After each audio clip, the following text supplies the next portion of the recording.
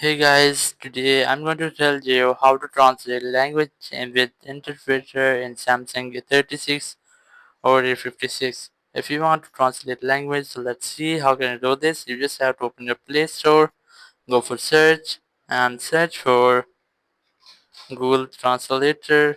Just search for this and here you must have to install this app. Just tap on install and it will be installed on your phone.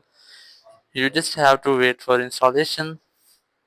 After installation, you just have to tap on open to open the app, and here it is default to translate English to Spanish. You must have to tap on the mic icon, then allow while using the app, and now you just have to say which one you want to translate.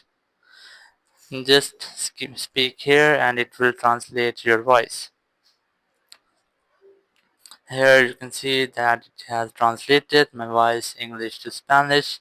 Now after that, if you want to change your language, here you can enter text to if you want, and here you can easily change language. Here English, just tap on English and here you just have to select the language which you want to speak here, and here the second language and which language you want to translate. As I'm going to select any other language, let's say French. Just download that language, then type in download and it will start downloading. You just have to wait for it downloading and then you can easily select that. Just select that and here you just have to enter the text. As I'm going to enter